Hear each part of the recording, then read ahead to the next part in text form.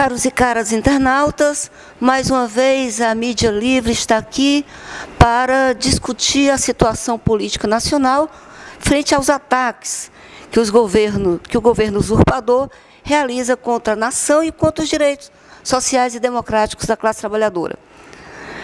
Não precisa ser um observador atento para perceber que a crise política institucional se aprofunda.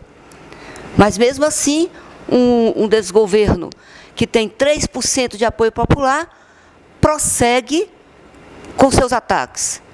Despenca o orçamento para os serviços públicos, né? O projeto orçamentário enviado ao Congresso Nacional reduz drasticamente e promete 2018 de agonia para a classe trabalhadora. O gás da cozinha também acumula 54% de junho até aqui de aumento, e este mês, nesse momento, 5,4% de aumento, e o desastre prossegue. Então, para discutir essa situação toda, estamos aqui com o convidado, Antônio Carlos, dirigente estadual do Partido dos Trabalhadores, o partido que é recolocado, segundo as pesquisas recentes, Datafolha, Vox Populi, como partido de preferência nacional, quer dizer, reassume o seu lugar. Então, imagino, Antônio Carlos, que é uma responsabilidade enorme ser dirigente do partido quando a classe trabalhadora dá essa tarefa. Temos aqui também Marden, que já colabora com a mídia livre, e o companheiro Ibiapino, também, que nos ajuda na análise política. Então, nós queríamos começar, e queria o apoio do Marden e Ibiapino, perguntando exatamente isso ao Antônio Carlos. O PT é recolocado como partido de preferência nacional. Um elemento que nós não tínhamos há pouco tempo, diante de tantos ataques, né, que a mídia golpista realizava. Lula, na última pesquisa recente do Vox Populi, ganharia as eleições logo no primeiro turno. Então, o que levou nesse último período, o que modificou sob a perspectiva da classe trabalhadora e da população oprimida deste país, colocar de novo a tarefa do Partido dos Trabalhadores como partido de referência nacional para encaminhar suas lutas? Prazer muito grande estar aqui, Leda, Marney, Antônio Biapino, todos que acompanham, todos e todas, esse rico debate, e uma pergunta bastante instigante, uma pauta, um mote, para que a gente possa dar uma aprofundada. O PT, partido que surge, obviamente, a partir das lutas dos trabalhadores operários, principalmente, eu digo trabalhadores porque a ampla maioria eram de homens no ABC, né, operários, os peões das fábricas. Obviamente que não foi só isso, mas comunidades eclesiais de base, mulheres, muitas mulheres de luta, e segmentos da esquerda que estavam vindo da clandestinidade. E a partir daí, numa luta muito grande, consegue chegar à presidência numa trajetória de muita luta, e principalmente depois de uma campanha que eu considerei o programa, à época, mais radical, de todos os apresentados pelo nosso partido, que foi o de 89.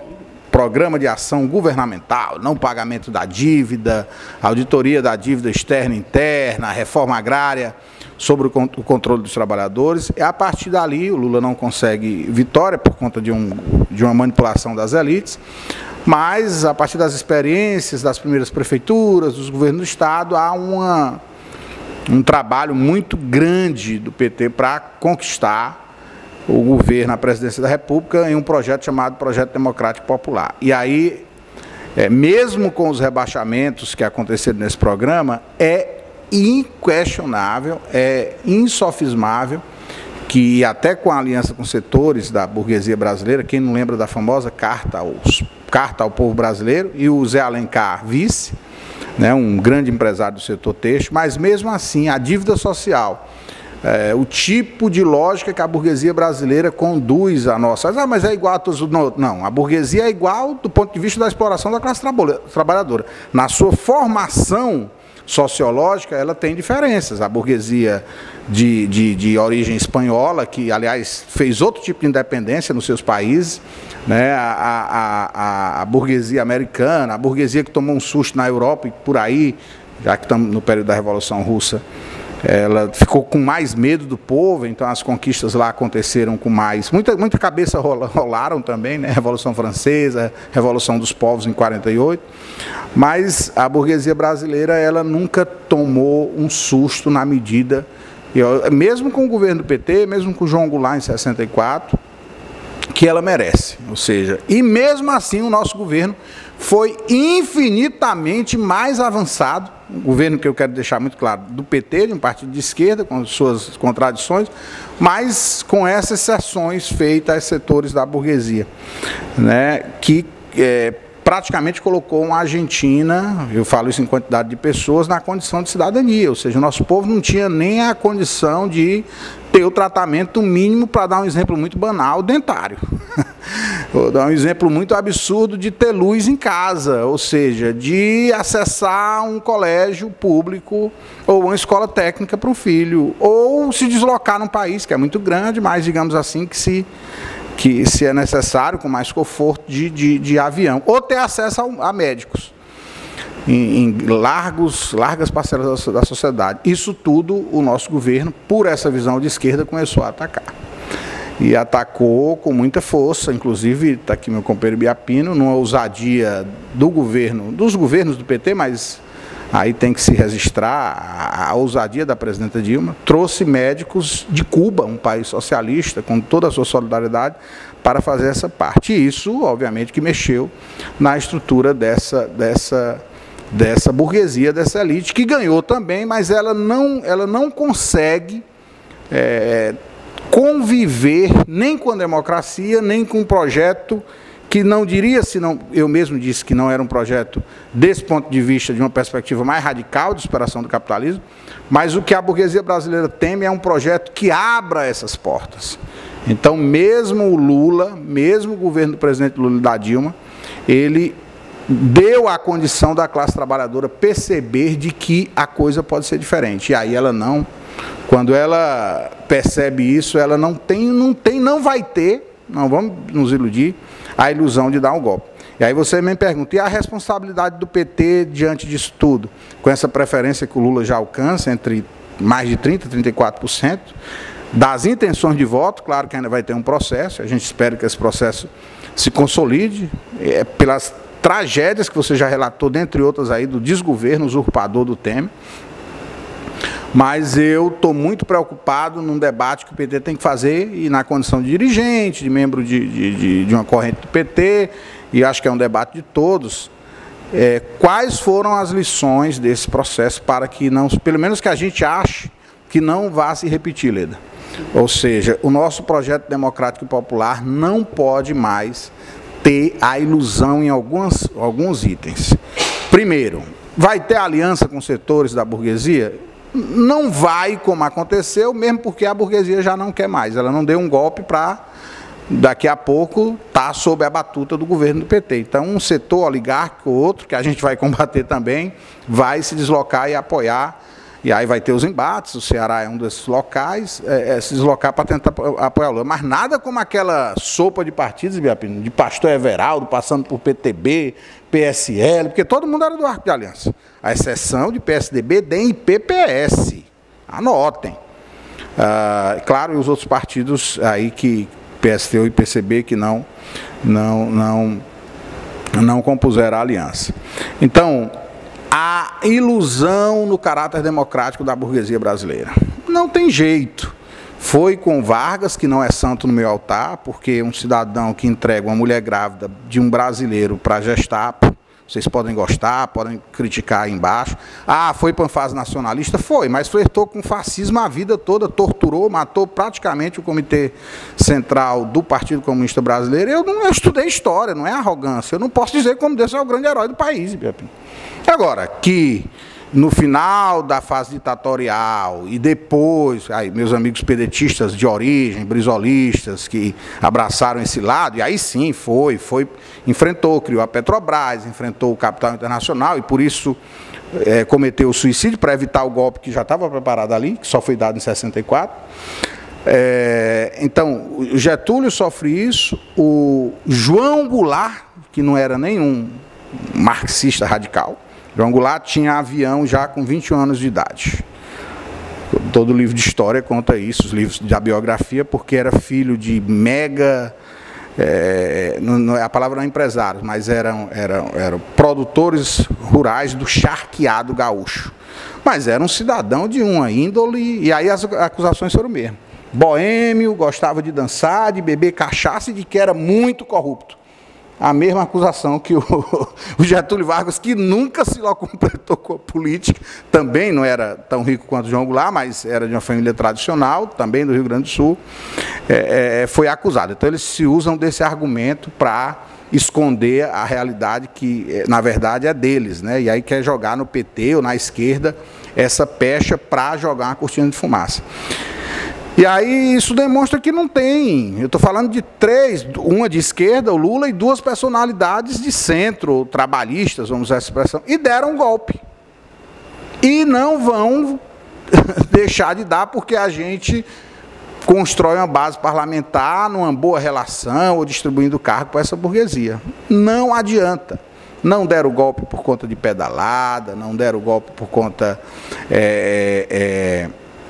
de qualquer argumento jurídico para o impeachment, né, que foi o argumento que eles usaram. Deram o golpe porque o PT estava modificando a realidade do Brasil, mesmo que não fosse, digamos assim, numa perspectiva para alguns do PT, de chegada mundial, demonstrava ali Venezuela, Argentina, Bolívia, mesmo a Nicarágua e outros países, de que o cerco, digamos assim, positivo das forças progressistas estavam avançando. O PT coordena o Fórum de São Paulo, que é uma organização que reúne os partidos de esquerda, e o mundo todo. Já há um questionamento do capitalismo. E eles disseram, não, espera aí, essa turma foi longe demais. Então, o que é que eu quero, e gostei da resolução do 6º encontro, não a aliança com golpistas, e quando eu falo golpistas, essa perspectiva tem que ir para além disso, alianças com a burguesia, com esses setores golpistas da burguesia, não só pelo golpe de agora. E a outra coisa é isso, o caráter antidemocrático da burguesia brasileira e essas ilusões com as alianças. Então o PT tem que procurar uma aliança com quem foi que o constituiu e que deu e continua dando, porque não é pouco o índice do Lula, depois de tudo, desse massacre, aquela força para que o PT diga, olha, nós estamos dando mais uma chance, se é que vão deixar o Lula ser candidato, para que se aplique um programa pela esquerda. E aí, eu não diria que houve uma conciliação de classe, porque aí também muita gente agora quer acusar só o PT. Infelizmente, há uma tradição na esquerda brasileira de achar que, por um debate que depois a gente tem que fazer aqui, se nosso capitalismo foi desenvolvido, se nós temos uma burguesia, se houve revolução democrática burguesa, eu acho que a Revolução Russa foi muito feliz com isso. Ah, mas a Rússia é um estado feudal, semi-capitalista ou semi-feudal. Eu disse, olha, é um elo fraco do sistema, para se fazer uma revolução tem condição de se fazer sim aqui, e esse negócio de estar construindo etapas, Ibiapina, ela está superada na história. Primeiro vamos desenvolver a democracia burguesa, então essa lição o PT tem que tirar. Não estou dizendo que está na perspectiva, infelizmente, do PT construir o socialismo. Ninguém nunca sabe disso, a história é aberta. Mas repetir esses erros, eu concluo, é um grande equívoco que o PT vai cometer. Agora, como fazer isso, já que o povo vota no Lula, e aí na hora de votar nos deputados e nos senadores, vem aquela velha compra de voto, aquela velha estrutura tradicional, também o PT tem culpa disso, porque uma coisa é eu chegar na televisão e dizer, vote no Lula, ou o próprio Lula pedir, vote em mim. Aí, por conta dos aliados estaduais, não dizer assim, vote no... Não vou dizer nem no PT, vote nas esquerdas, os números são esses, de cabo a rabo. Eu acho que pelo menos 10% nós aumentava aí de bancada. Então tem que ter essa dupla movimentação. Então essa para mim é a principal lição. Não acreditar nesse caráter democrático que a burguesia brasileira não tem. Já passo para o meu comandante aqui, Ibiapino, que é um prazer estar nesse debate com ele, com todos vocês. Olá, internautas. Abraço. Obrigado por compartilharem, também curtir e comentar. Façam isso o máximo possível, se estiverem de acordo e quiserem nos ajudar. Abraçar aqui a todas as pessoas, começando pela Leda, pelo meu professor, meu candidato a deputado estadual, Antônio Carlos, e também o Mar. Assim, em relação ao que o Antônio Carlos falou, acho que já fez uma explanação verdadeira dessa realidade. E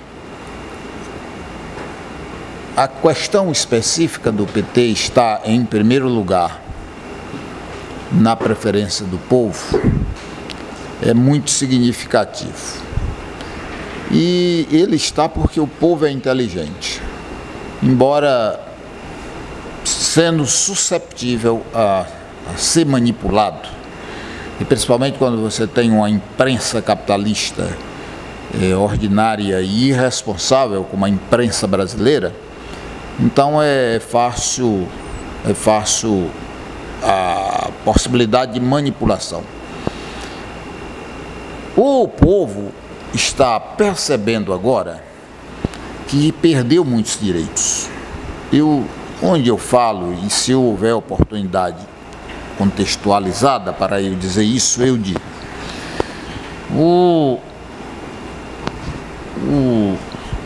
Os avanços que o Brasil obteve, ou seja, o povo brasileiro obteve ao longo da história desse país, que se consumou muito a partir dos anos 40, com a CLT, que é um código nacional, com muitas leis, é um livro, inclusive, muito grande, para proteger os trabalhadores em relação aos seus direitos. Esse código agora foi desmanchado, desmantelado, e eles imprimem um conjunto de medidas para destruir direitos. Então, o povo brasileiro percebeu isso. Ora, mas com o Lula e com a Dilma não se tirou uma lei. Pelo contrário, ampliou, como por exemplo a questão da empregada doméstica, dos trabalhadores rurais, o combate ao trabalho escravo, e agora tiraram tudo em um ano. Então o povo compreendeu isso. Então o povo disse: o PT tem o seu valor. Segundo, do ponto de vista da educação, eu coordenei uma pesquisa feita pela CUT, o presidente era Valmir Ribeiro. Isso tem que ser dito, naturalmente, pelas pessoas honestas. Os desonestos escondem, mas os honestos precisam dizer. O Valmir fez um grande trabalho nesse item. E eu andei no Ceará quase todo, professor Antônio Carlos, e fundei muito sindicato de professores nos municípios. Eu saía de Fortaleza em ônibus. E hoje os frutos estão aí. À noite, dormia nas cidades, e de manhã fundava pela CUT os sindicatos de servidores públicos. São muitos. E, pois bem, nós observamos que na época, com a pesquisa, nós observamos que no Ceará, só 2 municípios pagavam salário mínimo aos professores. Ah, sim. Só 2. E 62% pagava menos de meio salário ao professor. Você imagina o tamanho da tragédia desse país continental com o professor ganhando menos de meio salário mínimo. Sim. Por isso, quando terminou a ditadura militar, havia mais de 60% de brasileiros que não sabiam ler nem escrever. E eles continuam. Eles hoje estão de idade. Pessoas hoje de idade completamente analfabetas. Aí qual foi a medida tomada pela CUT, Central Única dos Trabalhadores? Fazer audiência pública, fundar sindicato. Foi aí que eu fui fundar sindicato. Eu e outros, mas eu fui a pessoa-chave. porque eu era da área. E onde tivesse um vereador do PT fazer audiência pública, o problema era que não tinha, que nós tínhamos 8, eram 11 no Ceará todo. E se tivesse algum do PMDB, ou do PDT, ou do PSB, a gente pedia para que eles fizessem uma audiência pública naquele município para discutir o salário dos professores. O Luiz Inácio Lula da Silva foi quem assinou a lei do piso dos professores. A presidenta Dilma, junto com o presidente Lula, abriram, se eu não estou enganado, 8 universidades faculdades de medicina, e questionado pelo Conselho Regional de Medicina, porque o que eles estão dizendo hoje? Foi proibido de abrir de novo agora o Congresso. Pois é. O Congresso aí proibiu essa semana. O que eles estão dizendo agora? Não é porque vai formar gente sem competência. Pois eu prefiro um médico incompetente do que um médico ordinário que se forma na Universidade Federal do Ceará com dinheiro seu, internauta, com dinheiro seu, operário, com dinheiro seu, gari. E quando ele recebe o diploma de médico, mesmo jurando dever para com a vida, ele não vai trabalhar no interior, porque ele quer trabalhar aqui, para dar um plantão na Unimed, um plantão na Santa Casa, um plantão no Hospital César Calles e 3 plantões no escritório particular dele. Aí ganha dinheiro, ó. Saúde não é mercadoria. Então, esse PT fez isso pela educação, formou médicos, trouxe médicos de outros países, porque inicialmente o programa Mais Médico era para médico brasileiro. E os médicos brasileiros se negaram a fazer isso, e a presidenta Dilma, que é hoje uma mulher, em minha opinião, entre as mulheres e os homens mais extraordinários da história da humanidade, enfrentou essa canalha com coragem e trouxe médicos para trabalhar e salvar vidas nos mais distantes rincões desse país. Por isso que o povo agora está vendo a diferença.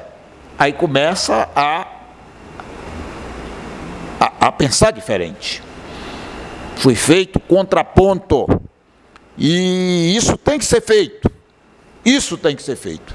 De modo que seria essa aqui, inicialmente, a minha participação nessa live de hoje, para compartilhar aqui as nossas ideias com você, internauta, que tem nos ajudado e dado uma audiência extraordinária. Quero aqui lembrar que nós temos o apoio da Casa Vermelha, que disponibiliza o espaço, as condições materiais, para que a gente para que a gente leve esse nosso debate, esse nosso diálogo, e assim a gente vá formatando a opinião pública e discutindo com a sociedade problemas importantíssimos para a vida de um povo.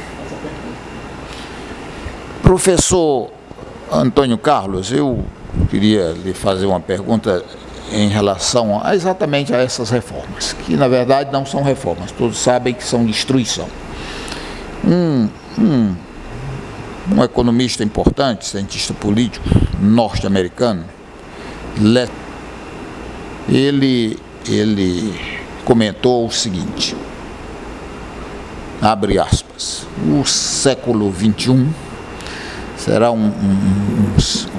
um século em que o capitalismo será abalado por muitos problemas sociais, por muita violência, e esse século será o século em que as desigualdades sociais irão aumentar de forma muito significativa. Ele disse isso há muito tempo. relativamente há muito tempo. Então, nós estamos vendo isso de forma muito clara. Queria ouvir a sua opinião em relação a esse comentário feito por este economista e professor de universidades norte-americanas, feita no momento antes de tudo acontecer contra o Brasil, contra a Argentina, contra a Venezuela e contra vários outros países. Porque o ataque feito pelos Estados Unidos aos direitos sociais fundamentais estão agora sendo vistos de forma muito, muito, muito clara. Muito boa a indagação, companheiro Biapino, porque não existe capitalismo sem desigualdade. Se a desigualdade ela é reduzida em um país, pode ter certeza, e aí vamos falar dos países escandinavos, Suécia, né? A Suécia tem a Scania produz grandes automóveis, caminhões, e tem exploração. Mas esses países fazem parte, aí o Lane é quem formula melhor isso, ao meu juízo, um sistema chamado, não é um sistema, é a evolução do capitalismo, que é a fase imperialista. Então, há também outra construção, que é o desenvolvimento desigual e combinado. Então, você vai ter, obviamente, por condições históricas de desenvolvimento do capitalismo, países com condições de vida razoáveis, né? Dizer que Canadá, Suécia não são países com certa qualidade de vida, mas aqui e acolá vem a reforma lá também, querendo cobrar do aposentado e tal, mas isso faz parte de um sistema onde digamos, é a exceção. A regra é o quê? É uma África destroçada pelo colonialismo, é a América Latina também. Olha a quantidade de pessoas que tem aqui, que foi massacrada, explorada e continua sendo, porque esses centros de poderes continuam querendo mão de obra. Povo francês nas ruas, né? Povo francês nas ruas. Portugal agora melhorou de situação, mas desalojaram pessoas idosas que não podiam pagar o aluguel, e até pagavam, mas não no valor que eles queriam, a proteção social que lá existia. Então, o capitalismo ele não sobrevive sem a exploração e sem a miséria. Isso é um princípio básico, da qual o economista está extremamente correto. E no Brasil há um agravante de ser um país de capitalismo tardio e de subserviência da nossa elite. Ela é burguesia também, mas ela fez uma opção, e eu lendo até recentemente sobre isso, não é que nós não deixamos de ter uma burguesia e que ela ainda vai avançar, não. É o papel dela, porque ela ganha, ela é uma minoria.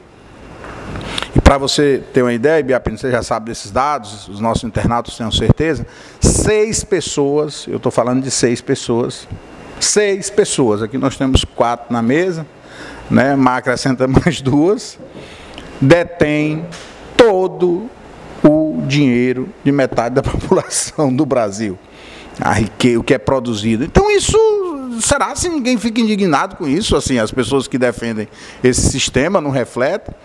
Então esse sistema ele é essa tragédia humana e social. Portanto, o que foi que ocorreu na América Latina? Em um processo democrático, que eles falam tanto, mas não suportam, ou seja, acusam a Venezuela de uma ditadura, só plebiscito eu contei aqui, deixa eu ver, fazer uma ideia, eu já somo uns 5, né? Teve o da Constituição 2 vezes, teve a reeleição do Chaves, um processo inclusive do tema do socialismo, que foi derrotado lá e foi obedecida, né? Era um processo de colocar na Constituição o termo socialismo mais explicitamente. E no Brasil eu me lembro de 2 e muitos confusos, né? O do armamento, se o sim era não, não era sim, e foi aquela confusão, e do sistema de governo. Se vendeu a maior empresa do mundo sem nenhum cidadão brasileiro optar se queria ou não no chamado processo de privatizações do governo entreguista e golpista, desse que fica aí fazendo média com alguns temas, que é o Fernando Henrique, que é um dos articuladores desse golpe, porque ele não se rebela, e nem o PSDB fazendo jogo de jogo charminho aí, mas que dá sustentação a esse governo. Então essa elite, é com ela que nós estamos lidando. Ela não tem nenhum problema em escravizar o nosso povo, ficou indignada quando se deu as condições para as empregadas domésticas, porque ela queria e quer a empregada doméstica para explorar, para não pagar salário, para não dar dignidade, e sempre foi assim. E as mulheres negras foram as maiores vítimas disso, ao longo de séculos. E aí vem uma presidenta, vem um governo e diz, não, peraí, esses são seres humanos, vamos regulamentar isso, e deu no que deu. Então essa revolta tem esse componente também de mexer em certas estruturas econômicas, mas arraigadas culturalmente na visão elitista da Casa Grande, da elite brasileira. Mais firmemente da nossa elite, que, repito, precisa tomar não só um susto, mas um governo que, a partir de um programa de conquistas, que você já relatou tantas aí, a gente também já tinha citado, ele passe para um outro patamar civilizatório, onde esses retrocessos democráticos não possam ter guarida. Porque o mesmo povo que está indignado hoje, por conta dessa manipulação que você colocou, hoje mesmo, nesse PIG aí, tinha um jornalista em frente a um dos ministérios, jogando a culpa de todos os problemas do Brasil no servidor público, no mesmo discurso da época do Collor de Mello, que é o topo da elite brasileira, que estão entre os 20% mais ricos, que é uma grande mentira. Ou seja, eu sou professor da rede pública estadual, existem muitos servidores, a grande maioria recebem salários muito... Aliás, a gente não quer nivelar por baixo, a gente quer nivelar por cima. Né? E aí eles não falam do sistema judiciário, onde tem... E ele colocou tudo no mesmo bolo. A ajuda, como é? Aquele auxílio moradia, auxílio não sei o quê, como se isso fosse para todo mundo, quando na verdade é uma grande mentira.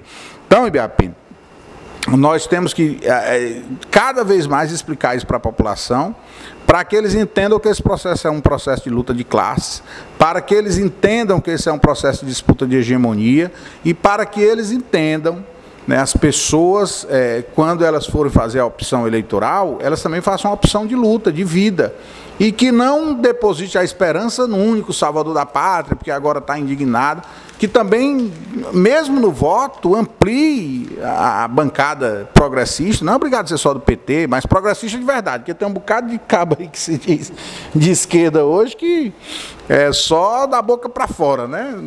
Não só no conteúdo, mas na prática, porque, infelizmente, se a gente não tem, pelo menos, não diria uma maioria, mas um número significativo de parlamentares progressistas, é essa canalha, como você falou, que está aí, que está lá, e que pode até, casualmente, por seus interesses, dar a maioria a um governo, mas até um certo limite, como já foi dito na nossa primeira intervenção. Então, essa elite é mesquinha, é conservadora, não sobrevive sem miséria.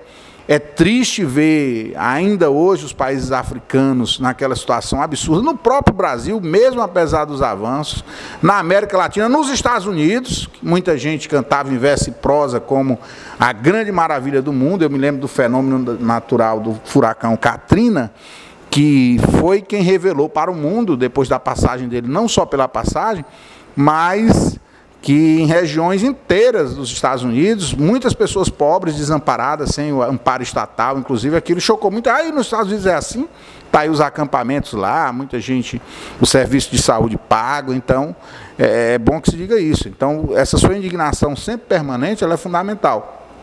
Não existe capitalismo sem exploração e sem miséria, apesar de termos algumas ilhas aí, mas por conta também desses países, inclusive muitos deles já terem pilhado. O capitalismo nasce de uma pilhagem, capitalismo comercial, depois se torna esse capitalismo industrial, imperialista e agora financeiro, da pilhagem dos povos do mundo. Brasil, África, Ásia, foram guerras, foram mortes, foram destruição dos nossos indígenas, dos nossos homens, das nossas mulheres. Então isso tem que estar sempre atento. E aí, juntando com a pergunta da Leda, se nós da esquerda não fizermos esse debate e dizer, mas o povo quer saber o que vai comer amanhã, o povo quer saber do 13º, claro, mas se nós não juntarmos a luta imediata com a luta programática, nós vamos repetir os mesmos erros, e a gente não quer ver isso, a gente quer um avanço. Perfeito, Antônio Carlos. E sem lembrar que, pegando a tua fala sobre os Estados Unidos como local, né? O sonho americano, me lembra uma situação constrangedora da mãe do Bush, enquanto ele era presidente, na época do furacão, né? Que jogou a miséria, estampou a realidade nua e crua daquele país. Aí a imprensa, ela disse assim, ela dizendo que o povo estava melhor do que antes.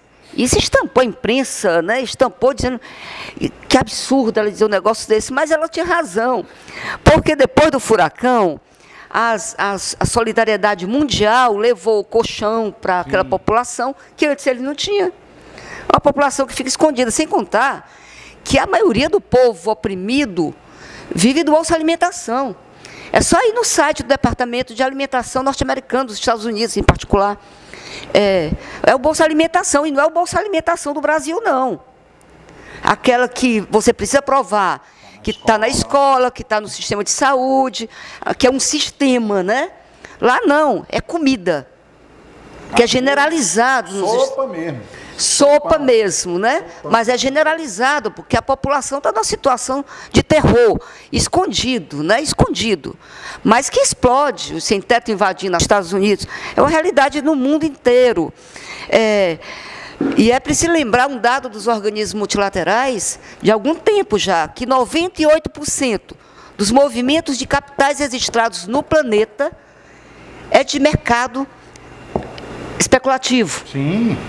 É um problema.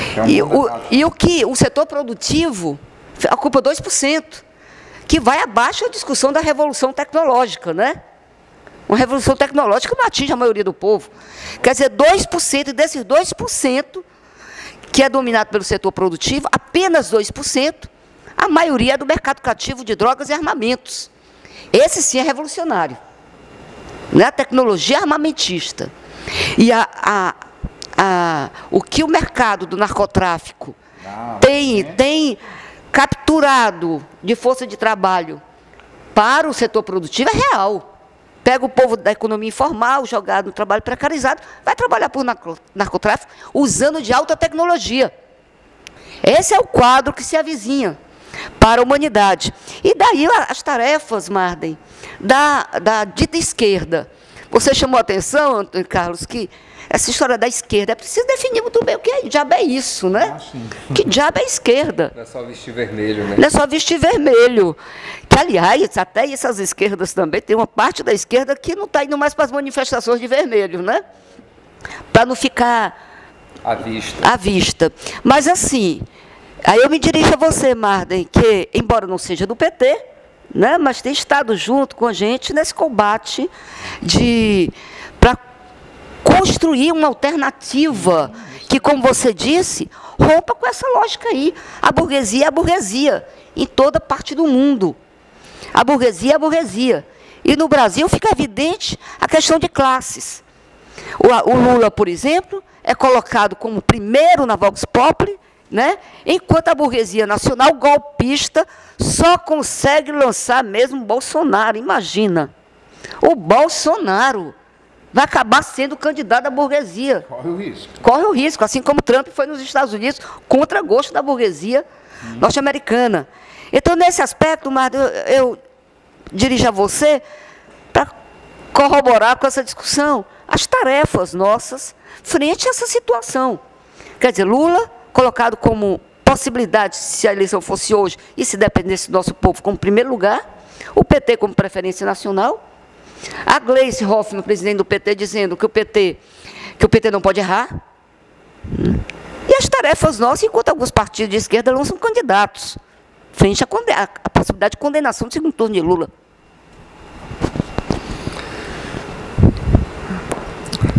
Saudar aqui os companheiros e companheiras que nos acompanham. Gostei do friso, apesar de não ser do PT.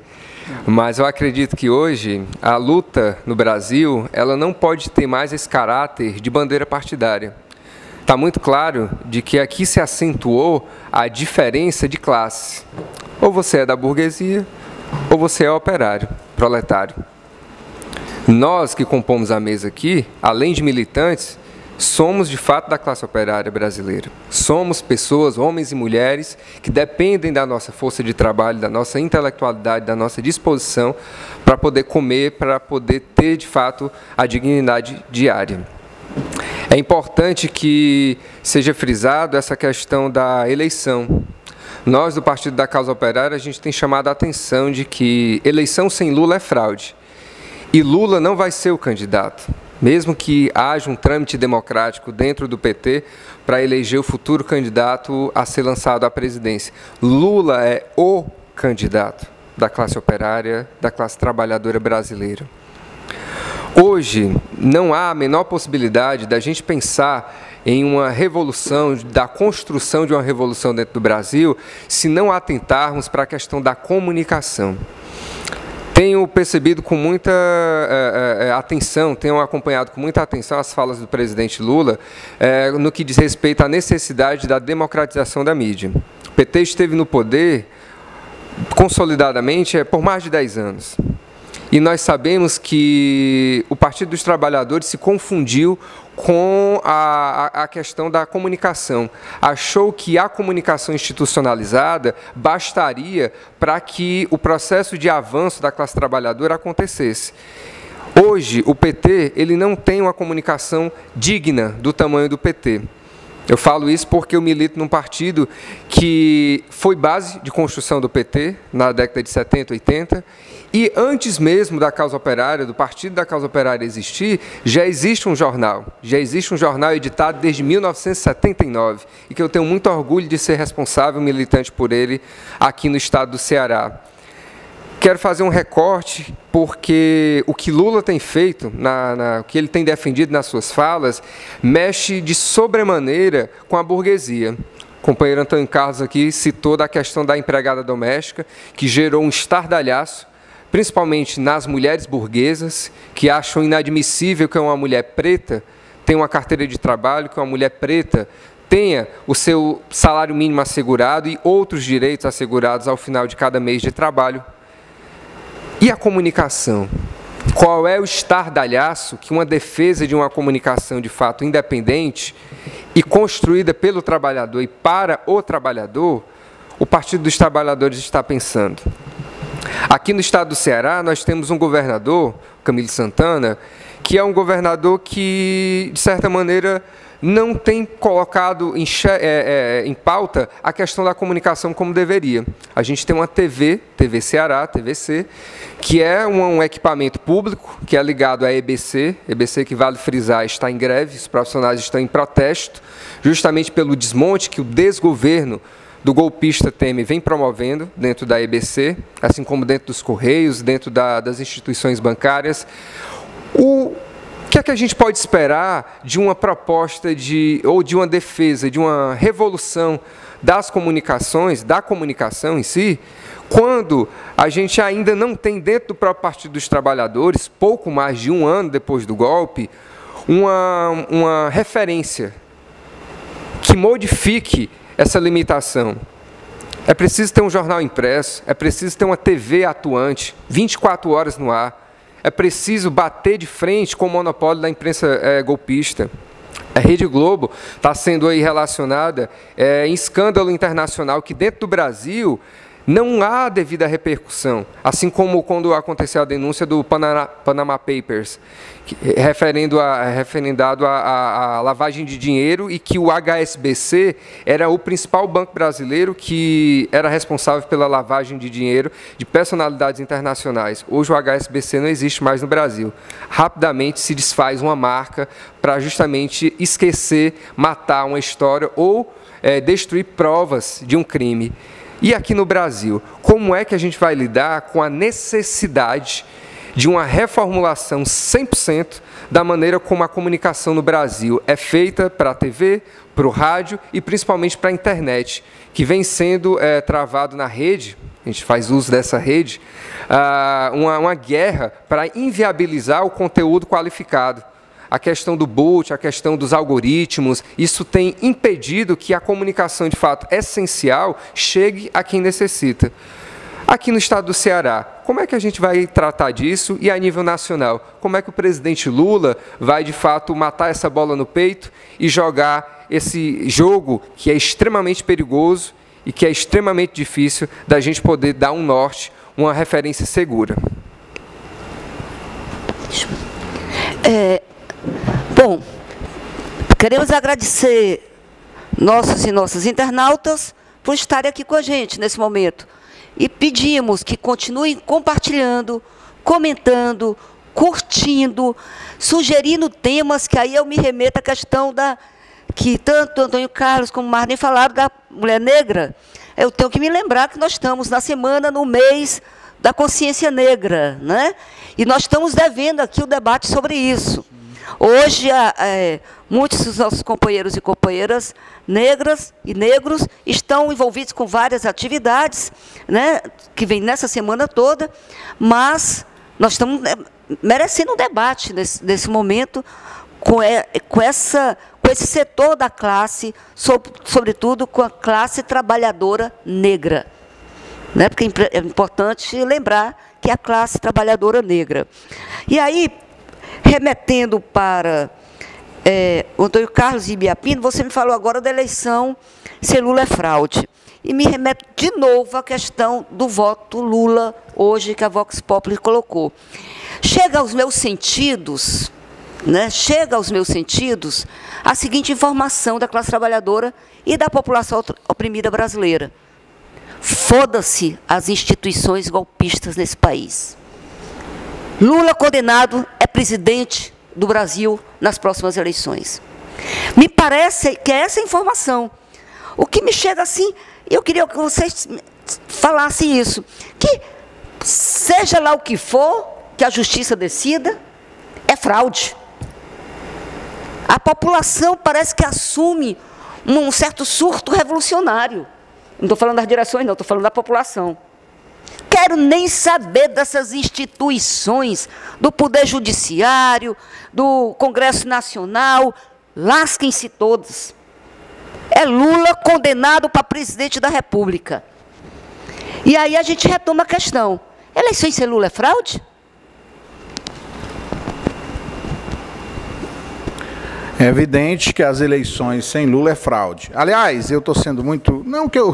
assim, mas a nossa trajetória militante, vocês todos aqui, a gente é sempre muito perguntado. E hoje com esse zap, as entrevistas, a gente tem um programa também na Rádio Classista da FETRAS, todas as segundas, a partir das 13 horas. Já tivemos lá com o professor Alto Filho, sobre a Revolução Russa. Já tivemos tentando furar, dando a nossa modesta contribuição a esse bloqueio do monopólio.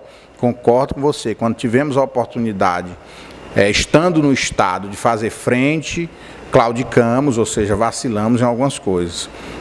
A gente tem que jogar aberto, ou seja, para enfrentar a Rede Globo, houve um certo apoio a uma TV tão conservadora quanto, eu não diria pior, porque talvez seja até pior, em alguns aspectos, que foi porque tem a base no fundamentalismo, de fachada, né? Porque a religião ali é utilizada só como que foi a Record, acho que na inauguração da Record News, não sei se foi a Dilma, foi o Lula, ambos foram lá e tal, quando na verdade se quebra esse monopólio de outra forma, se necessário fechando como foi feito, democraticamente escrito na Constituição da Venezuela. Espernearam, choraram, mas isso não está aqui na Constituição. A função da comunicação, que é uma concessão pública, são essas, fechou, acabou-se. Sofreu um bocado, as outras redes foram para cima. Na Argentina, Cristina Kirchner enfrentou o Clarim. Não chegou a fechar, mas também teve um embate e aí constituiu a lei dos meios. Se bem que lá também já está havendo um governo contra, né, e desmontando essas conquistas. Eu vou ser muito objetivo, acho que vou usar o exemplo que eu falei da Venezuela, que se use a Constituição, que eles estão rasgando. Não tem sentido uma televisão divulgar, se bem que autorizado por esse judiciário aí, com 2 pesos e 2 medidas, 2 não, 5 pesos, 5 medidas, o que for preciso. Vou dar exemplo do Rio de Janeiro, Pezão. Pezão é do mesmo grupo do Sérgio Cabral. É do mesmo time, da casa política, digamos assim, mas está aplicando a reforma neoliberal lá no Rio de Janeiro. Quem é que toca no Pezão? intocável. Pode até ser que eu estou falando aqui e queime a língua e ele seja caçado, mas está destruindo a universidade lá. Então há dois pesos e duas medidas que aí a gente tem que saber realmente qual é o limite. E o Lula, quando ganhou, foi uma das coisas também que não foi adiante. Ele disse, vamos mexer na caixa, quem não lembra disso? Na caixa preta do judiciário. Aí faltou força, e aí deu no que deu, né? Então, Marney, o que é que acontece? Ou, o que eu estava escrevendo, pedi aqui o Ibiapino emprestado a caneta dele. O capitalismo, ele passou por um processo de modificação muito grande. E que vocês sabem, né? Desde o capitalismo lá inicial até o capitalismo financeiro. E a reprodução do capitalismo e a sua sustentabilidade não dá somente pela exploração física do trabalhador. Aliás, por isso ele se dá muito menos. Aí a reação, o trabalhador se revolta, tem greve, alguns adquirem consciência. Mas existe uma coisa, e acho que a escola de Frankfurt, sem nenhum academicismo aqui, trabalhou muito bem isso do ponto de vista do marxismo, que o Marx já colocou, estrutura, superestrutura, ideologia, que é o poder de comunicação, que é a ideologia, que é a manipulação, que o Marx não viveu esse tempo da televisão, muito pouco ainda, telégrafo na época dele, alguma coisa, mas depois é que esses mecanismos, e esses mecanismos são, a mídia é o quarto poder, a mídia é mídia, capital financeiro, que muita gente separa, capital industrial, essa turma está tudo articulada.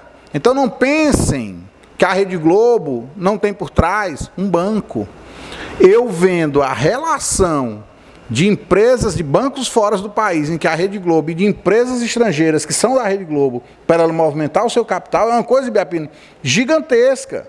Então, sem essa articulação, capital financeiro, capital industrial, que é um debate que a gente tem que fazer, porque diz que o país está desindustrializado, tem que ter um programa para isso, não sei o quê, que agora é o setor de comércio e serviços.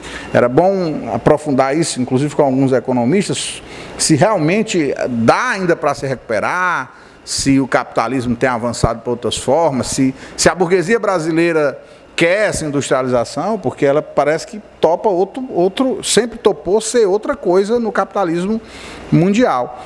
Então, a mídia é o sustentáculo, não só no Brasil, mas no mundo, do sistema capitalista. Então, é por isso que a Rede Globo, como símbolo, mas quase todas as outras, elas fazem tanta questão. Aí fez aquela média, dizendo que era criticar o Temer, mas ali é disputa interburguesa. Eles estão batendo cabeça por um nome, o Temer está tomando gosto. Aí vocês vão dizer, mas tem 3%. Ele tem 3% dos que mandam no Brasil. Ele tem a mídia, os banqueiros e o apoio internacional. Então o povo está indignado, mas essa indignação ainda não foi transformada. Ela é transformada em força política quando o cidadão é perguntado, você vota em quem? Eles votam no Lula, mas não em mobilização a ponto do governo cair, porque ele só cai por dois motivos. Multidões na rua, que ainda não tem, apesar de muitos companheiros e companheiras estarem na luta, ainda aquém do que cabe, e pelo Congresso Nacional, que eu acho que aí está difícil de acontecer. O judiciário não caça um presidente ou uma presidenta, mas ajuda pra caramba, como fizeram com a Dilma. Por isso que eu falei de 2 pesos e 2 medidas.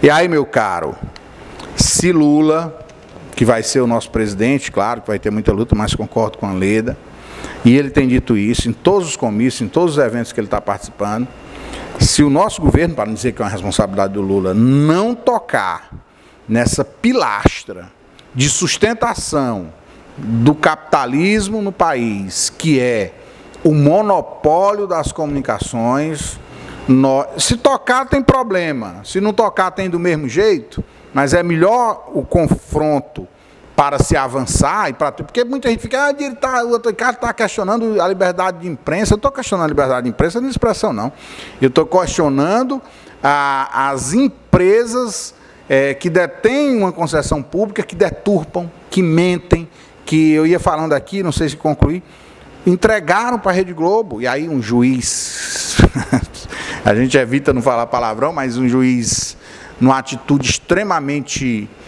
é difícil não soltar, mas assim, absurda, ilegal, entrega para a Rede Globo, com o apoio do Supremo, uma gravação da Presidenta da República. Uma coisa, talvez esse processo todo tenha sido a coisa, quando foi de tarde, aliás, no plantão a Rede Globo já estava soltando, de uma coisa que era um ato natural, de livre provimento do chefe do Executivo, no caso da chefe do Executivo, da Dilma, que era nomear um ministro, e o Lula não tinha nenhuma condição que o proibisse, e eles fizeram a celeuma e o Lula não foi nomeado naquela ocasião. Por quê? Porque a mídia cumpriu esse papel.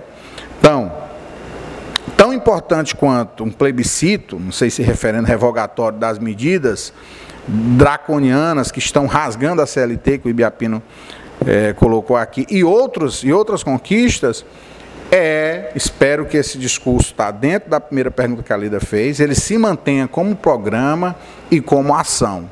E óbvio que não há nada sem conflito na sociedade dividida em classes. É jogo de interesses, porque senão qualquer governo, eu não diria nem um governo de esquerda, um governo minimamente democrático, ele não se sustenta no nosso país. Aliás, para não dizer que eu estou falando só de... Já citei exemplos de governos que não eram só do campo da esquerda, governos democráticos tinham essa ilusão, o próprio Juscelino Kubitschek foi muito detonado pela mídia e tal, ia ter uma tentativa de golpe já ali também. E essa mídia desde lá, de Carlos Lacerda, como a Rede Globo, eu tenho certeza que o Ibiapino já colocou aqui, a Leda, conseguiu essa concessão com as benesses da ditadura, foi fartamente ajudada com os recursos do povo, para mentir, para ludibriar, para sustentar a ditadura, para defender governos ilegítimos, para manipular processos eleitorais, como em 89 e outros, e para, mais uma vez, dar um golpe, como fizeram agora com a Dilma. Então, meu camarada, sendo objetivo, e não é um caso de porque é a Globo, é a mentira, é a forma como você faz a comunicação, não é a questão da liberdade de imprensa, é a liberdade de transformar a imprensa defensora dos interesses, não diria de uma empresa, mas de um grupo, de um aglomerado de instituições que só pensam no lucro e não no desenvolvimento econômico, social e na cidadania do nosso país. Então, aí a presidenta Gleisi está falando de que é preciso, dessa vez, ela usa até uma frase, está escrita aí, né? Modificar, ir para um outro patamar, e o Lula tem sido muito duro nisso também, e uma dessas tarefas é mexer nesse monopólio, não só da Rede Globo, da forma como monopólio. Nós estamos aqui, se o Lula quiser falar hoje para o Brasil, claro que uma rádio ou outra abre ali de manhã cedo para a fala dele, mas assim, pelo peso que ele construiu, mais uma rádio mesmo do povo trabalhador, uma rádio pública não estatal, não tem. Não tem, como vocês deram o exemplo da EBC, que deu essa autonomia para ela. O primeiro ato do Temer qual foi? Fechar, tirar o cidadão que tinha sido escolhido democraticamente, já colocou o interventor, já tocou o barco, por isso que o pessoal está lá em greve. Então, monopólio das comunicações, aí, meu amigo, mesmo que tenha sido por outros caminhos, é na linha Brizola, além de fechar a Rede Globo. Ibiapino.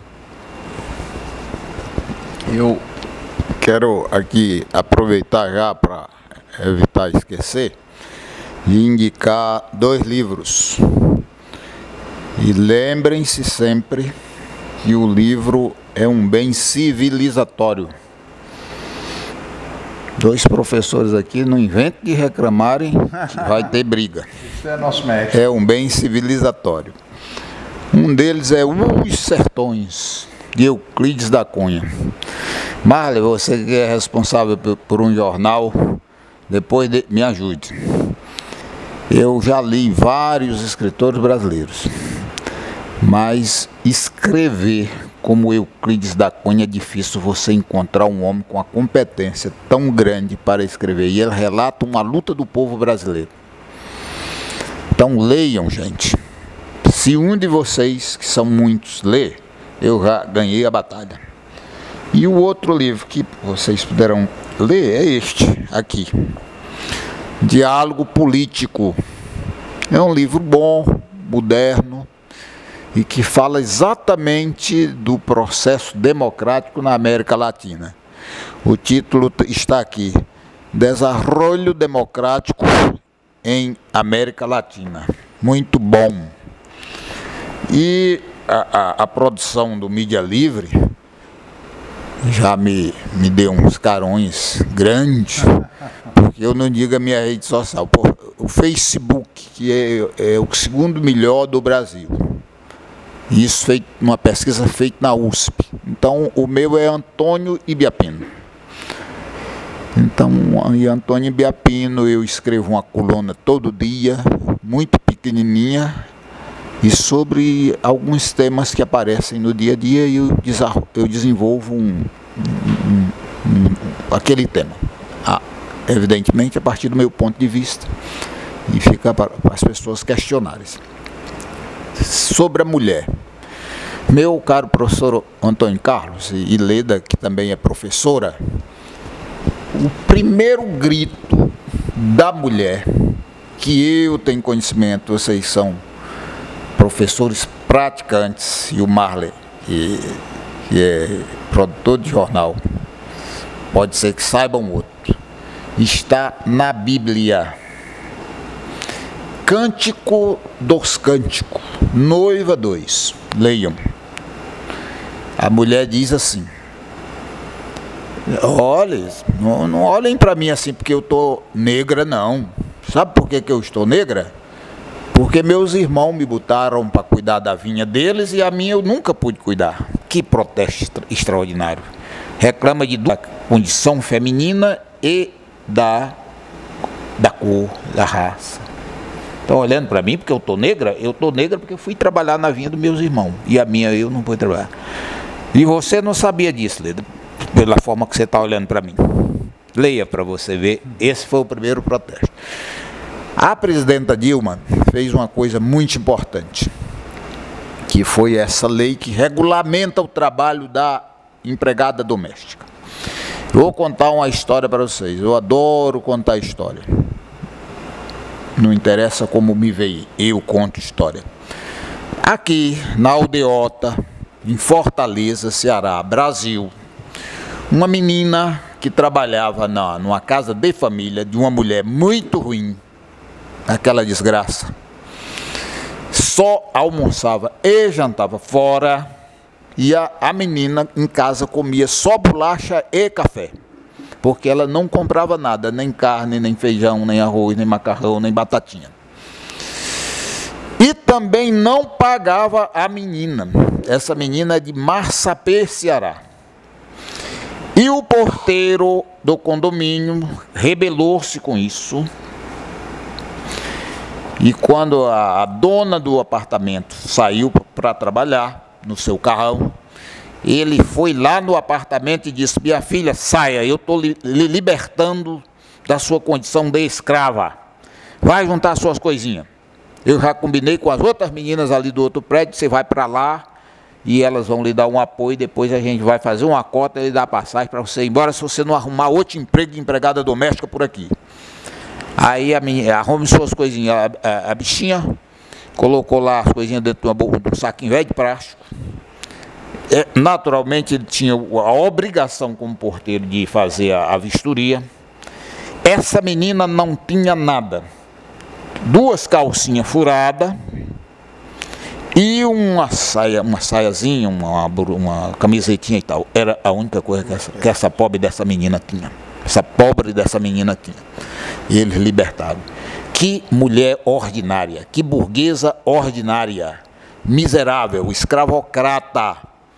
Essa história, amigos e amigas internautas, ela pode ser contada em qualquer cidade do Brasil. É assim que acontece, mesmo depois da lei. Então, falei um pouquinho da mulher. A fraude. É claro que é uma fraude. Você tem um candidato que foi massacrado o tempo todo, de forma violenta e desonesta, e ainda assim está em primeiro lugar. Quer dizer, o povo já o escolheu. E se a burguesia o impedi-lo de ser candidato, é uma fraude. Sobre os meios de comunicação. Eu, meu caro professor Antônio Carlos, Marley e internauta e professora Leda, sou radialista profissional registrado no Ministério do Trabalho faz tempo. Escrevo uma coluna todo dia. E sou defensor perpétuo da liberdade de imprensa. Agora, a liberdade de imprensa não pode ser dada a meia dúzia de empresários ordinários, inimigos e conspiradores da pátria, para dizerem o que querem, manipularem a sociedade e daí tirarem direitos específicos inerentes aos seus interesses. Quando eu escutava o professor Antônio Carlos falar acerca da Venezuela e aqui das ações que poderiam ser tomadas, eu refleti muito sobre o que ele estava dizendo. Ele está dizendo isso. A verdadeira liberdade de imprensa que nós lutamos é a imprensa que possa dizer a verdade, que possa ser educativa, que possa defender com unhas e dentes a pátria e os interesses fundamentais do povo brasileiro, e não uma imprensa desavergonhada como a imprensa brasileira, que defende interesse das grandes companhias internacionais e nacionais e não da nação. Como pode, senhores e senhoras, a Rede Globo de Comunicação, empresa das maiores do mundo, em horário nobre, da aula de prostituição, da aula de como se organizar assaltos, de como se utilizar arma, como de se destruir valores éticos e morais construídos pela humanidade, assim como disse Lenin e Marx e Engels, ao longo de toda a história da humanidade. Como pode entrar nos lares sem perguntar a opinião de ninguém? Como pode um bando de vagabundos desavergonhados, nesse país, no horário de 12 horas, veicular em programas policiais, exatamente no horário que as crianças voltaram do colégio,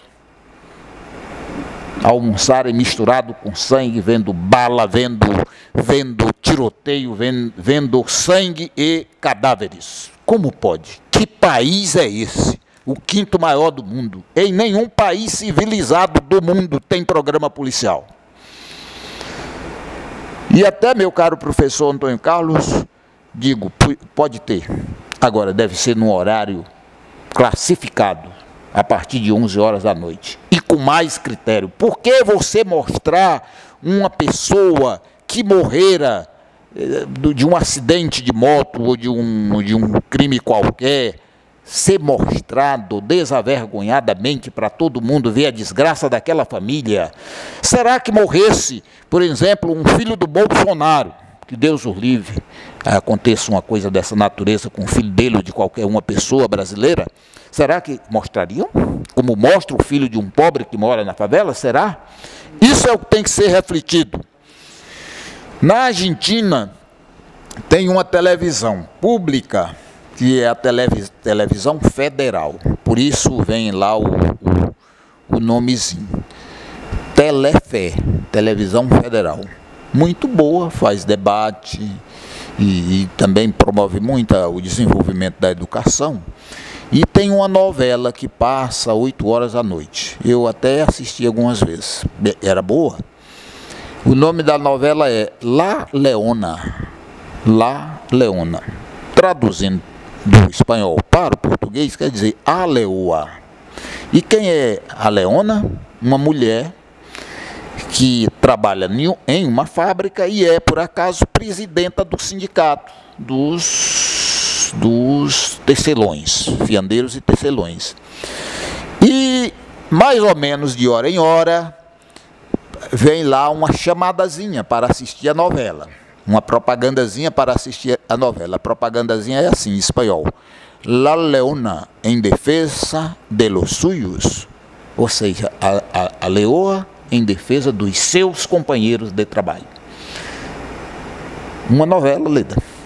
Uma novela na televisão, passando a contradição da luta de classe entre uma mulher trabalhadora e um conjunto de operários, e os patrões disputando lá, o patrão o lucro e os trabalhadores as melhores condições de vida e de trabalho.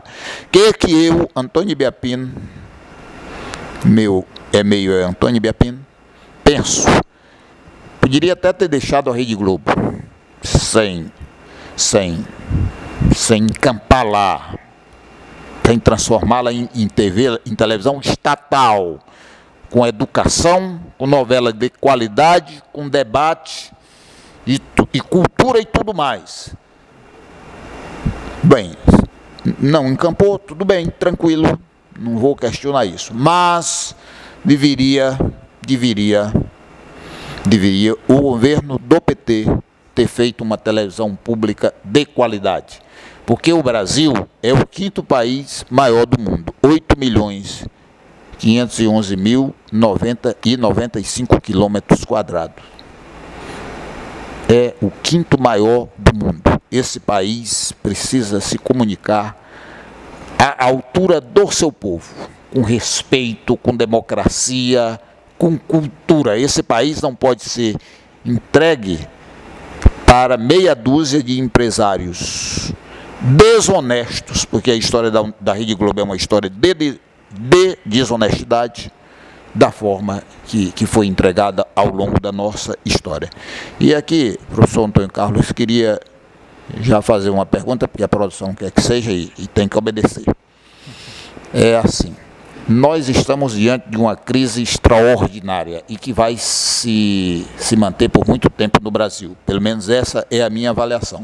Por tudo aquilo que você disse, que a Leda disse, que o professor Eudes Baima disse no debate, num dos debates anteriores.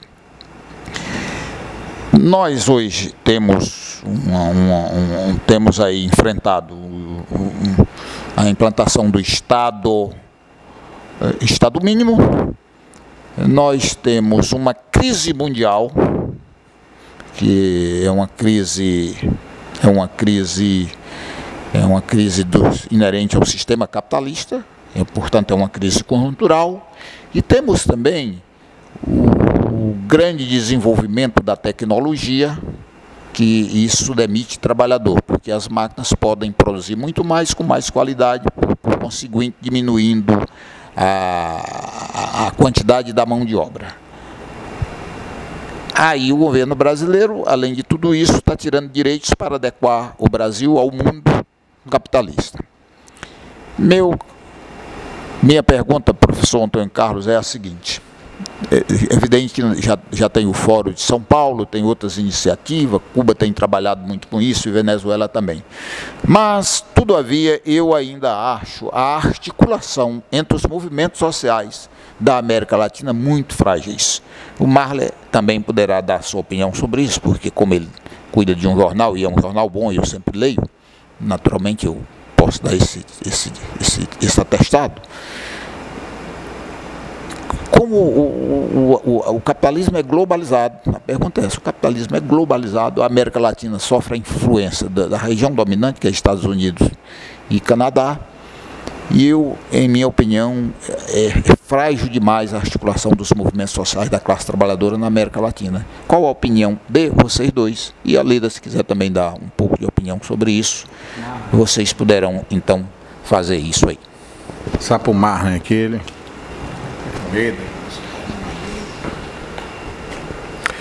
Bem, é até piegas começar essa afirmação, mas a língua é uma barreira ainda no continente sul-americano. O Brasil vive uma contradição, porque tanto de extensão como de organização política, consequentemente pela extensão, nós somos uma coluna de resistência no Brasil. Mas o idioma português brasileiro é uma referência que não é sul-americana, falando de maneira sul-americana. E nós temos sobremaneira uma dificuldade de adotar uma segunda língua. Fala-se muito no inglês, tudo é voltado para o inglês. Tudo é criado, tudo é direcionado para a gente olhar ou para os Estados Unidos do Norte ou para a Europa. E a gente não consegue enxergar nem os países que são nossos vizinhos, fazem fronteiras, como tem o Chile, como tem o Uruguai, como tem o Paraguai. O Uruguai, que é uma referência cultural. A gente está vivendo aqui uma turbulência política, tanto na Venezuela, agora a Cristina Kirchner, os argentinos conseguiram, pelo menos, reverter eleitoralmente um avanço do governo neoliberal, que era com o Macri, mas a gente não enxerga muito a Uruguai. A gente tem que ter um olhar mais sensível para a nossa comunicação, para os jornais sul-americanos, para as referências culturais sul-americanas.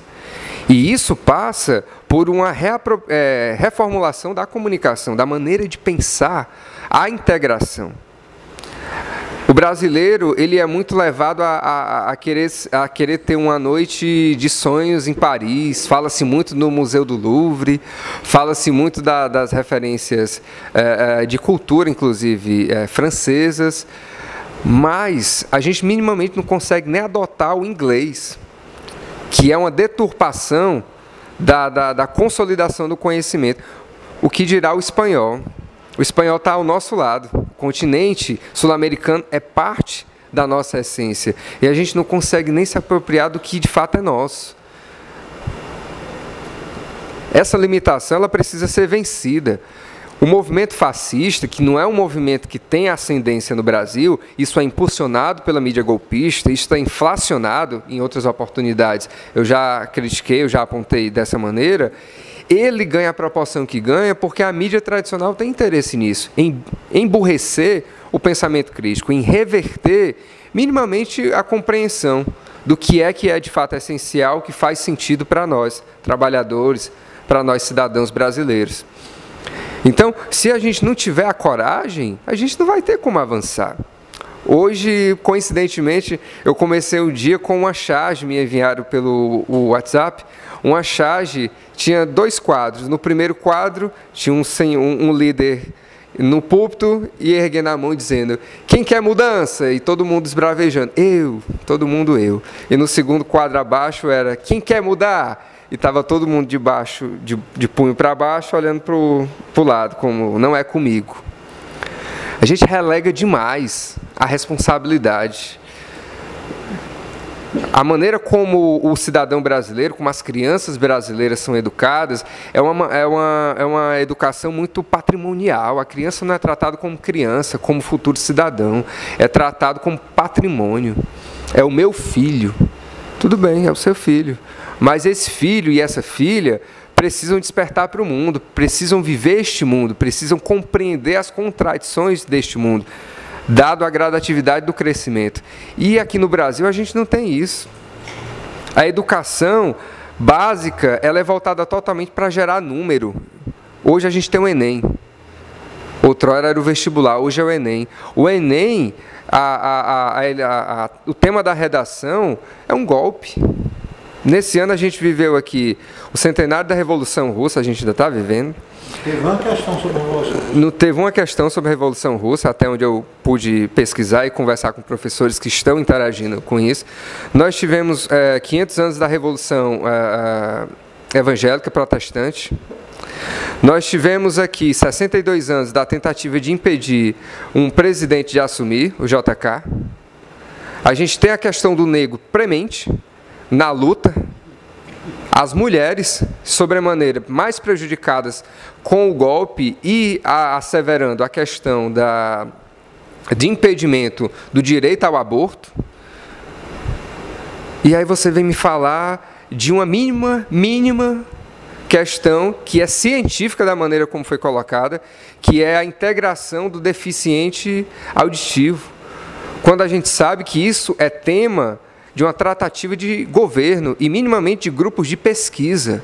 Como é que um estudante que está no ensino médio, que tem uma educação defasada, sem esquecer da lógica que os diretores e os professores e coordenadores das escolas públicas não podem reprovar o aluno. Ele tem que gerar número, ele tem que passar. Ontem mesmo fui procurado por uma mãe que está buscando uma assessoria de um assistente social porque a filha dela tem dificuldades, tem limitações psicológicas e é muito claro que essa criança não tem como ascender ao ensino médio. Ela está no 9º ano. E ela está tentando manter a criança na escola que a criança estuda desde mais nova. Porque é próximo de casa, a comunidade conhece, tem uma relação com a comunidade. E se ela for aprovada a estar no ensino médio, ela vai ser jogada para uma escola em outro bairro, em outra realidade, com professores que não compreendem o histórico dela, e que a gente sabe que o Estado não dá assessoria. E essa mãe está se vendo desesperada, porque a filha está quase desamparada. Porque o mínimo que tem na escola, ela está arriscada a perder. Ontem eu recebi também pela rede social um vídeo de um garoto autista que senta e logo quando senta, vem um colega por trás e dá um chute na cadeira para ele cair, fazendo ele de palhaço. Como é que a gente vai se considerar um povo indignado contra a corrupção se dia a dia a gente tem acesso a essas contradições sociais e a gente não se indigna? A comunicação, dentro do Brasil, parece que é um elefante branco, ou então é uma arte multimilionária que nós não temos direito de compra, quando, na verdade, a comunicação é um direito universal, é um direito básico, tanto quanto a alimentação.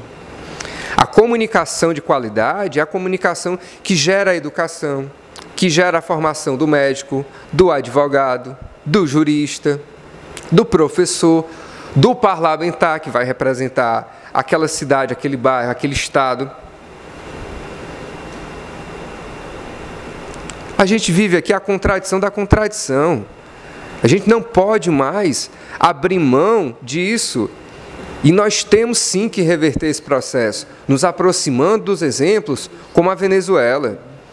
Parem de afirmar que a Venezuela é uma terra miserável. Parem de afirmar e de replicar o que a mídia golpista e mentirosa fala que existe de ruim na Venezuela. A Venezuela é um país com contradições tanto quanto o Brasil. Só que, diferente daqui, o povo lá é consciente, tem uma educação básica. O povo lá tem condições de votar por uma constituinte, coisa que hoje no Brasil é um risco. Hoje, lançar um projeto de constituinte no Brasil é você aceitar o golpe, porque os meios de comunicação que aí estão vão manipular. Semestre passado eu tive contato com uma garota que veio estudar, fazer um intercâmbio de comunicação. Ela é colombiana, Alejandra Plaza. Se estiver me assistindo, Alejandra, uma satisfação, uma saudação para você. Ela é colombiana. E a primeira coisa que eu perguntei para a Alejandra, como é que foi o processo de votação pela consolidação e respaldo político das Farc, pelo referendo das Farc na Colômbia? E ela foi direta: Marden, aonde os conflitos com a Farc e com o governo colombiano geram impacto, que são nas áreas agrícolas, esse referendo praticamente não existiu. E foi impulsionado a votação do sim ou do não nas cidades centrais em que nada são impactadas ou que são quase não impactadas pela situação do conflito histórico das Farc com o governo colombiano. Se a gente não se apropria dessa relação sul-americana, se a gente não consegue conversar com nossos irmãos, a gente não consegue compreender as contradições que permeiam a América do Sul, a América Latina. Para o brasileiro, isso é muito natural. Lá venceu o não. Então, as Farc continuam sendo uma guerrilha que é contra o povo, quando, na verdade, a luta das Farc é muito semelhante ao que o MST trava aqui. E que o MTST trava na questão urbana pela moradia urbana. Vou passar aqui para os meus companheiros. Bom, nosso tempo está esgotando e o Ibiapina lança uma questão que a gente precisa retomar, né? Sobre, de um lado, a superacumulação da produção do capitalismo, dito isso todos os dias pela imprensa golpista, a imprensa golpista mundial. Basta ler o New York Times, está lá dizendo, há uma superacumulação da produção decorrente do desemprego estrutural no mundo. Mais de 1/3 da humanidade desempregada. Então, o impacto disso sobre a América Latina é grande. Basta ver o lugar dos governos populares. A tentativa de desmontar os governos, não eram governos de esquerda, não, os governos populares na América Latina. Então, é um tema que eu acho que nós temos que remeter para um próximo debate, porque o nosso tempo está se esgotando. Né? Por isso, Ibiapino provoca. E provocou também na hora que eu estava discutindo o livro.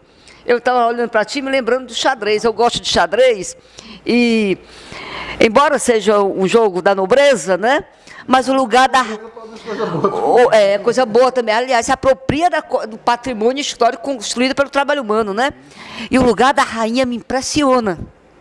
Aí você falava, eu precisava da rainha. Embora seja para proteger o rei, mas ela é demais na peça do xadrez. O lugar dela, então, quando eu estou brincando de xadrez, assim, quando eu vejo o movimento da rainha, eu me encanto. É um debate também que a gente tem que travar sobre o lugar da mulher na história, né? Da mulher e da mulher trabalhadora. É bom frisar, porque como o Ibiapino colocou, tem mulher e tem mulher. Eu quero que a mulher da classe burguesa exploda. Né? O lugar aqui é a mulher da classe trabalhadora, a mulher oprimida. É essa a nossa preocupação. Mas eu queria, nesse momento final do nosso debate, eu não poderia deixar de falar sobre voltar para a questão das alianças. Porque isso está incomodando a base social que votou e vota do PT. Porque tem um ribuliço aí, a imprensa golpista todo dia sai dizendo que o PT está fechando aliança com o Eunício. O Eunício, um dos articuladores do golpe, e um dos articuladores da reforma trabalhista, né, da reforma, da precarização do trabalho escravo, etc. Presidiu a votação, não é isso? Ele presidiu o desmonte dos direitos da classe trabalhadora brasileira. Vale muito bem lembrar isso. Verdade. Então, é bom mesmo lembrar isso. E então, existe a Gleice na semana passada em Fortaleza, ela dizia que a aliança negava o que a imprensa estava dizendo, e reafirmando a resolução, do 6º Congresso Nacional do Partido dos Trabalhadores, ou seja, a aliança do povo brasileiro é a aliança com o povo brasileiro, a aliança do PT com o povo brasileiro. Eu te pergunto, como você, Antônio Carlos, como dirigente estadual do Partido dos Trabalhadores, há uma mudança de orientação do PT estadual sobre a política de alianças? Bom, eu fui delegado ao encontro estadual e votei na mesma resolução que foi aprovada a nível nacional, ou seja, a não aliança com o golpista.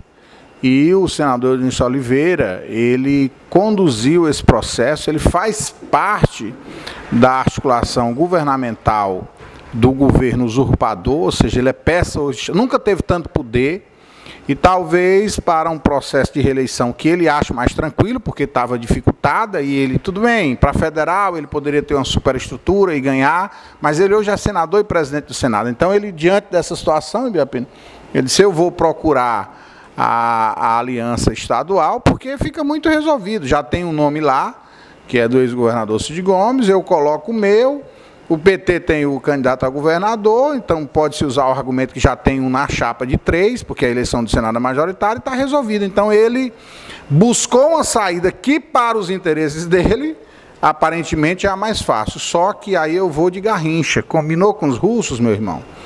Se em nível estadual, e aí eu não tenho como, eu não sou irresponsável, dizer que já está certo, como jornalistas estão dizendo que a aliança... Viu o próprio Ciro criticar, né? No encontro do PDT, então até onde isso realmente é uma cisão lá dentro, ninguém sabe. Agora, o problema não é Ciro, o problema é o PT, que tem uma posição. Como é que o PT, isso tem que passar em encontro? Então, sou pela manutenção de uma vaga que já é do PT, com o Pedro Pimentel, que é o meu, e eu não falo por mim, sou de uma força política, o nosso candidato, a não ser que ele não queira, e eu acho que ele quer, na hora correta, aprazada, ele vai colocar o seu nome, porque está cumprindo o mandato, está aí nessa caminhada, e há outros nomes também, caso não seja o companheiro Pimentel, que vou repetir para ficar bem claro, já inclusive colocou esse posicionamento no diretório, inclusive da vaga, gente, pelo menos a vaga a gente tem que ter. Então espero que o diretório e o encontro onde isso seja decidido reafirme a candidatura do PT para o Senado. E, por favor, não me venham com esse argumento de fora para dentro do PT. Ah, mas já tem o governador, então quer 2 vagas? Ora, mas se nós temos o governador, nós também já temos o senador.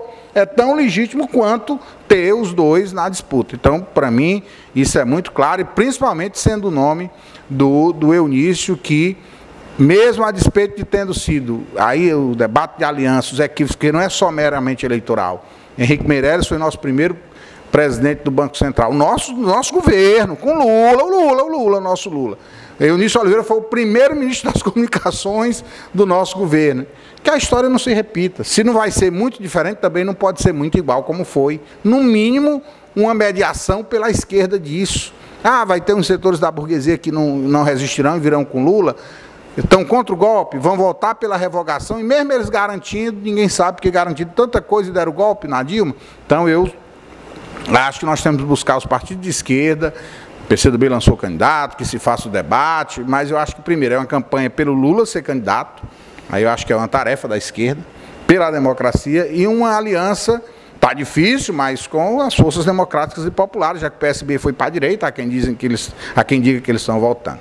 Mas para não dizer que eu não falei das flores, há um gênio chamado Antônio Carlos Belchior, que em uma composição disse: um tango argentino me vai bem melhor que o blues. E o Belchior não era contra o blues mesmo sendo uma produção humana, mas caracteriza uma visão do mundo americano. E quando ele disse isso, ele estava falando de que tenho 25 anos de sonho de sangue de América do Sul, como também em Canção da América, El Condor abre as asas sobre nós, né? Canção da América, falando dessa... E ele mesmo, eu sou apenas um rapaz latino-americano. Então, esse impedimento, eu acho o português uma língua fantástica, a língua de Camões, a língua do Belchior, a língua de Patativa do Assaré, mas há esse impeditivo que ele pode ser superado. É só uma questão de como as elites trataram. A gente faz uma briga com a Argentina, que sai do futebol para uma briga pessoal, que não tem nada a ver com hermanos, né, de grande pátria latino-americana. Depois a gente pode debater isso. Então, mas o Ibiapino está coberto de razão. O Fórum de São Paulo, justiça tem que ser feita a quem merece. Luiz Erundina de Souza, prefeita de São Paulo, articulou o primeiro fórum. Ela, quando prefeita, disse: não, tem que ter um momento de articulação das forças populares. É incipiente. Como é no mundo, Ibiapino. As forças progressistas, depois ali do chamado fim do bloco soviético, ela nunca mais conseguiu ter uma articulação mundial mais objetiva para fazer frente ao capitalismo. É por isso que o Marx encerra o livro clássico, o Manifesto, que escreveu junto com Engels, proletário de todo mundo univos, porque o capitalismo é uma relação internacional e a gente só vai fazer frente se a gente conseguir nos articular mundialmente. Então, sua pergunta, que já é uma resposta, ela está correta, não há essa articulação. E eu espero que o partido da qual eu faço parte, o partido que eu sou filiado, meu único partido até agora, né, e que eu tenho um grande respeito, acho o Lula, é isso mesmo que o companheiro falou, é o símbolo, por mais que às vezes ele nem não tenha compreensão, ele não queira, não avançou do ponto de vista de uma posição mais radical anticapitalista, mas mesmo que ele não queira, ele é esse símbolo e ele é o único capaz de aglutinar essas forças.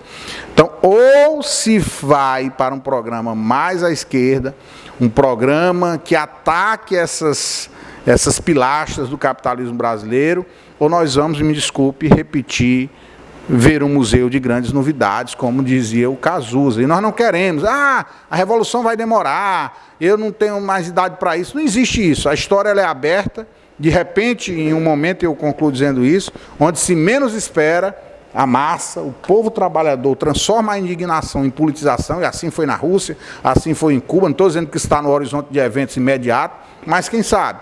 Mas para isso é preciso também que tenha um partido, um conjunto de partidos, aqui não é hegemonismo, né? Tem uma direção. Uma direção aí a chamada direção consciente do proletariado, que esteja convicta dessa necessidade, porque senão a revolta pode dar em muitas coisas, inclusive em algo conservadoras, que infelizmente não é a saída que a gente quer. Já agradeço, fazendo aí as considerações. Eu nunca gosto da palavra considerações finais, porque nós vamos ter vida longa ainda, mas as considerações finais desse momento de hoje, em um rico debate, estou à disposição para a gente fazer muitos temas, só aqui já foram suscitados, da industrialização, da aliança dos trabalhadores na América Latina e no mundo, a questão das mulheres, dos negros. Então, tem que outros companheiros e outras companheiras, que eu até digo, venham, que o debate aqui é muito sério, muito comprometido com esse sonho de construir uma sociedade socialista, igualitária e fraterna. Já passo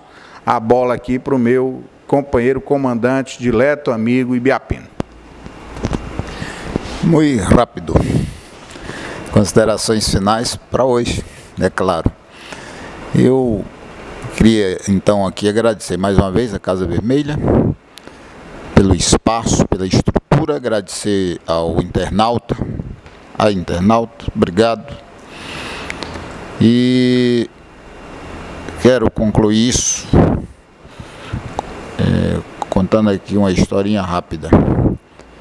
Para estudar os reflexos condicionados, Pavlov fez um experimento com cachorro. Ele tocava a campainha e dava imediatamente um pouco de comida aos cachorros. E os cachorros aprenderam que toda vez que se tocava a campainha, tinha comida na área. E quando ele não dava comida, os cachorros começavam a salivar. Ou seja, no cérebro dos cachorros era desenvolvido uma química em que eles salivavam somente com o toque da campainha. Que interessante o estudo científico. A Rede Globo, empresa de comunicação, tem também uma campainha que faz aquele toquezinho. É o plim-plim, é? É o plim-plim. Será que não foi baseado nos estudos de Pavlov? Quando toca aquela porcaria, corre todo mundo para assistir a novela e para assistir a manipulação de um jornal desavergonhadamente chamado de nacional. Não é nacional, não tem nada a ver com nacional. É um telejornal da Rede Globo. Ele não representa o Estado brasileiro, ele não é uma instituição para ser o Jornal Nacional. Uma mentira, o nome é mentiroso, a manipulação começa aí. Cabe a todos nós lutar contra a campainha manipuladora, porque o povo brasileiro não é cachorro. O povo brasileiro é cidadão. O povo brasileiro estuda, trabalha e pensa. Nunca mais há reflexo condicionado de milionários que manipula o povo brasileiro e que faz cabala contra as empresas, com as empresas grandes em nível mundial para enriquecerem cada vez mais. Reflitam isso. Muito obrigado.